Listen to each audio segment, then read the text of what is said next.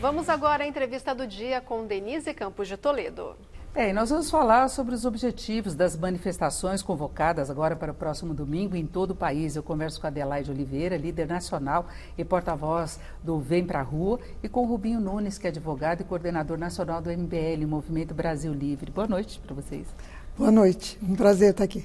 Bom, e vamos começar falando dos objetivos, né? Porque a gente tem várias pautas e desta vez, diferente da manifestação do dia 26, nós temos os movimentos de volta, né? Nós tivemos o MBL, por exemplo, não aderiu no anterior. E eu queria saber o porquê dessa nova mobilização com um prazo tão curto. Adelaide, começando você. Bom, um prazer estar aqui. Muito obrigada, Denise, por esse espaço. O Vem Pra Rua entendeu que está no momento de se manifestar ou de mostrar ao Congresso qual é a vontade popular, né? E a nossa função é essa, é aglutinar as pessoas que querem se mobilizar, né? E a mobilização na rede estava tão grande em cima dessas pautas, que é a reforma da Previdência, o pacote anticrime e a Lava Jato, que aí nós decidimos, inclusive conversamos, nós, todos os movimentos, e achamos que era interessante dar esse espaço para que a população se manifeste. Agora, Rubinho, concretamente, qual a expectativa em termos de retorno dessas manifestações? Porque a gente vê o Congresso seguindo uma pauta própria, né? Nós tivemos, por exemplo, as medidas que foram aprovadas ontem, que eram para ser as medidas anticorrupção. O pacote, no final, pode acabar cerceando, né, tomando medidas de abuso de autoridade, que envolve muitas ações que vieram com a Lava Jato. A gente tem o convite, de novo, para o Moro estar na terça-feira lá na Câmara, e a pauta da Previdência está seguindo.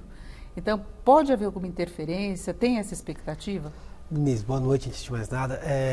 A canalização da vontade das ruas, ela exerce, mesmo que minimamente, uma força significativa no Congresso Nacional. A gente viu isso nas manifestações pró-impeachment da Dilma Rousseff, onde as manifestações conseguiram conduzir o Congresso e os deputados, e um Congresso, eu diria que exprimia menos a vontade da população, até o afastamento e o impeachment da Dilma.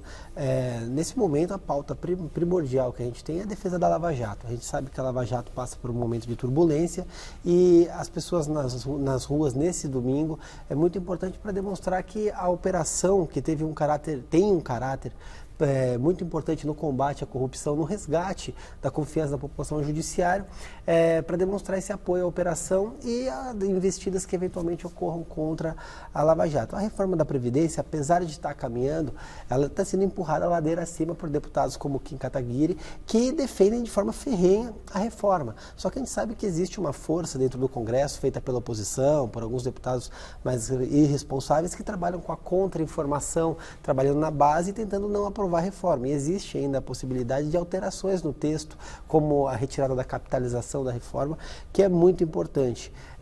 Se as pessoas não se mobilizarem e a reforma não for aprovada, não vai ter governabilidade no país, e principalmente o país vai vir a quebrar. Por isso é muito importante que as pessoas se mobilizem para dar respaldo para os deputados que estão lá defendendo a reforma. Agora, no caso, por exemplo, da reforma da Previdência, vocês não acham que há necessidade dessa negociação que está ocorrendo para se chegar a um consenso que viabilize a aprovação? Porque exige uma maioria de 3/5 das duas casas. Então, você tem de ter uma negociação em cima disso. Não seria esperada essa demora? Olha, se espera dos deputados, do Congresso e da Presidência da República com a Câmara dos Deputados que haja essa conversa, que haja essa articulação política para aprovar. Obviamente, existem alguns pontos que acabam sendo cedidos, outros pontos que são importantes de se manter. A reforma, como foi enviada, que o pessoal diz que é a reforma do Paulo Guedes, o texto principal que foi enviado, era o texto ideal, pela economia de mais de R$1 trilhão, que significaria a população, e principalmente pelo regime de capitalização. Já está na hora do país modificar esse regime de previdência, transformar a previdência social como uma previdência privada.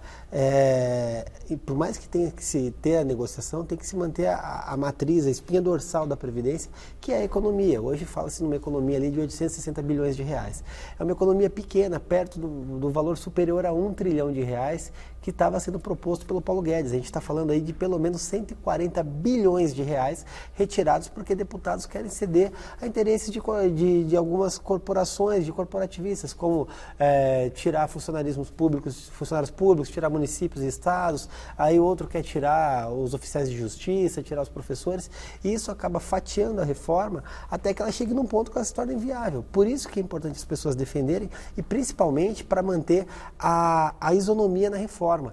A reforma hoje ela tira, por exemplo, aposentadorias de R$33 mil, aposentadoria especial, dos políticos. Eu acho que é isso que a população quer. Se você que está em casa, está assistindo a gente, quer que o político tenha uma aposentadoria de R$33 mil, fique em casa. Se você acha isso um absurdo, é importante você ir na rua para tirar essa aposentadoria milionária de político. Agora, para complementarmos essa questão da reforma da Previdência, passar depois para a Lava Jato, você tem a ação de corporativista junto aos parlamentares, né? Mas eles representam boa parte da sociedade. A gente vê, inclusive, o governo com bancadas dele lá querendo benefícios melhores, por exemplo, para a Polícia Militar, para a Polícia Federal. Então, tem essas bancadas dentro do Congresso que tem uma certa relação com o governo e que defendem alterações também. Exatamente, e isso é lamentável. A gente tem o caso de um deputado do próprio PSL. De privilégios, né? Sempre privilégios. A gente tem o caso de um deputado do PSL que queria que se excluísse da reforma da Previdência os oficiais de justiça. Razão, ele era um oficial de justiça. Então são pessoas defendendo e advogando privilégios próprios. E tem que se afastar esses privilégios. A primeira parte que vai perder privilégios são os próprios políticos, votando a retirada da aposentadoria especial. Mas como você bem colocou, você tem ali policiais federais, policiais militares. Querem mudar você professores tem também. Eles querem mudar absolutamente cada um tudo. defendendo o seu e sempre mantendo privilégios, né? Agora, Adelaide, nas mobilizações, a gente também tem diferenças dos movimentos. São vários movimentos e desta vez a gente vai ter uma quantidade maior, né? Alguns retornando, que era da época do impeachment, que não participaram dia 26. Como é que fica essa distribuição de pautas? As pautas hoje, elas estão muito mais coesas, né? Para esse dia 30, há um ajustamento entre os movimentos por essa pauta, e são as 3 pautas que a gente está levando, que é a reforma da Previdência, o pacote anticrime e a defesa da Lava Jato, né? Que eu acho que são as 3 pautas mais importantes que a gente precisa tratar agora, porque diz respeito justamente à nossa luta, que sempre foi desde o início, né? Está na nossa gênese, que é a luta contra a corrupção, né? E o equilíbrio fiscal, que vai fazer com que o nosso país possa crescer. Extremamente importante, e a gente defende muito, é a manutenção de pelo menos 1 trilhão de economia, porque isso pode mudar o Brasil, né? E às vezes a gente fala, estão falando os economistas, os financeiros, né, os bancos. Não é. Essa economia de 1 trilhão vai significar lá na ponta para a população, para o seu José, para a dona Maria, né, os serviços de qualidade, o serviço público de qualidade. Então, ou pelo menos o serviço público, né, que hoje em dia tem lugares que nem serviço público tem. Então, a gente precisa se sensibilizar com isso, e houve, então, entre todos os movimentos, e são muitos movimentos, né? Hoje nós temos os nacionais, que é o MBL, né, o Vem Pra Rua, principalmente o Nas Ruas, mas a gente tem ali mais de quase 100 movimentos pelo Brasil, né, inteiro. E nem sempre a pauta bate, porque tem alguns especificamente tentam proteger a figura do hoje ministro Sérgio Moro. Sim. Você fala na Lava Jato. Sim. Tem relação com os vazamentos também das conversas dele? A nossa apoio à Lava Jato foi desde o nascimento, né? Porque quando a Lava Jato surgiu, foi no mesmo momento que o Vem Pra Rua surgiu.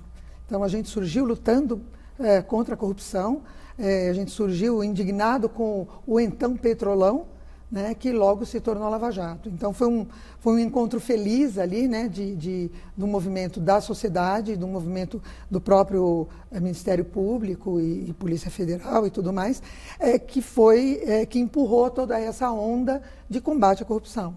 E isso faz parte do nosso DNA. Eu falava desses vazamentos porque o Intercept Brasil continua falando que mais coisas vão sair, e agora eles estão formando uma força-tarefa com a Folha de São Paulo e também a Veja, né? E novas situações podem ser colocadas. Isso tudo é considerado nas manifestações, porque uma coisa é a Lava Jato, tudo que ela averigou, e outra coisa é procedimento. Tem essa diferenciação? Eu acho que isso que está sendo publicitado aí por esse site e agora por algumas mídias, são tão incipientes, porque assim, não tem uma origem, não tem uma consistência, não tem uma comprovação, não tem investigação, não tem nada. Então, não dá para se falar disso. Então, isso, eu acho que a gente tem que trabalhar com o que a gente tem, que é o concreto, que é o que a Lava Jato já fez pelo país, e por isso que a gente continua na mesma linha, né? Na linha de apoio à Lava Jato, porque a história dela é muito mais forte que tudo isso. E o pacote anticrime que vai ser discutido só no segundo semestre também, não é? Exatamente. Terça-feira tem a leitura, né, da comissão.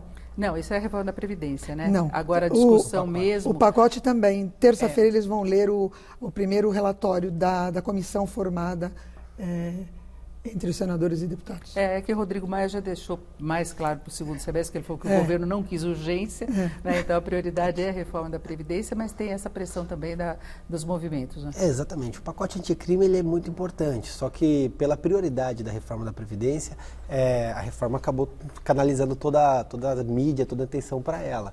Vai ter a leitura, a gente sabe que o Congresso Nacional entra em recesso agora em julho, então é uma votação que deve ficar para o segundo semestre. A gente tem, por exemplo, a reforma tributária, que já foi aprovada na comissão e deve ser uma pauta que vai vir na sequência da reforma da Previdência também.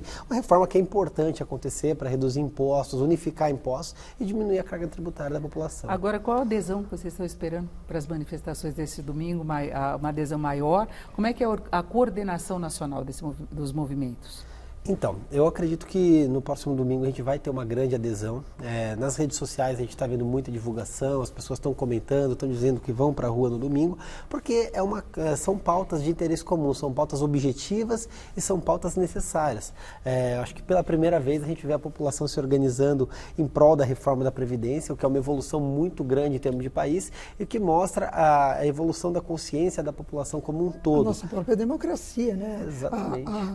A nossa democracia está evoluindo, né? A gente já vai para a rua com pautas propositivas, né? Eu acho que muito mais importante do que a quantidade de pessoas, é óbvio que a gente fica muito feliz, né, quando vai muita gente, mas uma coisa muito importante é o engajamento, né, e as razões pelas quais a gente vai para a rua. Né? E eu acho que dessa vez a gente está indo para uma pauta inusitada, né? Propondo, defendendo a reforma da Previdência. Eu acho que isso deve ser inédito no mundo, né? E as pessoas entenderam isso, né? E estão realmente se engajando. Então, isso normalmente até no exterior é o contrário, né? As manifestações são contra a reforma. E nós aqui no Brasil atingimos um ponto de conseguir aglutinar as pessoas a favor da reforma, porque elas entenderam que realmente ou ela acontece agora e tem que acontecer logo, ou até o final do ano nós estaremos simplesmente ingovernáveis, né? Então isso já foi entendido. Então, a população Adelaide, você me dizia que está difícil agora você aferir através das redes sociais, né? O MEI achou que tem essa manifestação, sim, mas você falou que agora o comportamento é um pouco diferente. O comportamento hoje nas redes é um pouco diferente, até de aglutinação, né? Antigamente, né, alguns anos atrás, a gente se aglutinava através do Face, das redes sociais, né? Hoje já existe uma rede, existem várias redes por WhatsApp. Então, você muitas vezes não vê na rede e a coisa está sendo distribuída e acaba te surpreendendo, porque ela está acontecendo nas redes particulares, né, e não nas redes sociais públicas. Então, isso foi um pouco do que aconteceu na própria eleição, né? Que aconteceu a viralização de conteúdo muito por WhatsApp, menos até do que através de Face, Twitter ou... Agora, para fechar, mas vocês não acham que essas manifestações, apesar de ter propostas que são importantes para o país, não acabam acirrando um pouco a divisão que a gente ainda tem, como se o Brasil estivesse sempre num clima de eleição?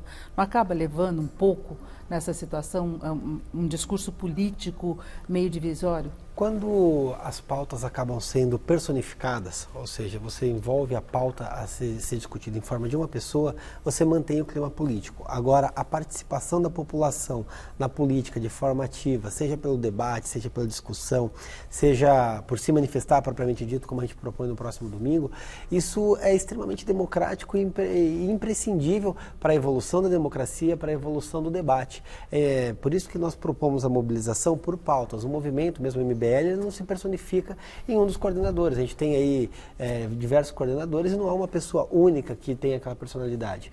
Essas pautas que a gente se envolve tem justamente a finalidade de levar a vontade da população ao Congresso e demonstrar a mobilização por alguma pauta específica. Por isso que acaba se afastando do divisionismo. O que a gente tem hoje, na verdade, é que antigamente havia não era uma união, mas havia um discurso imposto e não havia mobilização para contrapor aquele discurso. Não havia, na verdade, a possibilidade das pessoas verbalizarem o que elas pensavam. Felizmente, com as redes sociais, com os movimentos, com a evolução que a gente tem tido, as pessoas têm podido se manifestar e aí cria-se essa sensação de divisionismo, porque existe um lado que pensa de uma forma e o outro lado que pensa de outra. Bom, nós vamos fechando por aqui. Eu agradeço muito a participação da Adelaide Oliveira, que é líder nacional e porta-voz do Vem Pra Rua. Muito obrigada, Adelaide. Obrigada e também a você. Rubinho Nunes, que é advogado e coordenador nacional do MBL. Muito obrigada. Muito obrigado. Uma boa noite.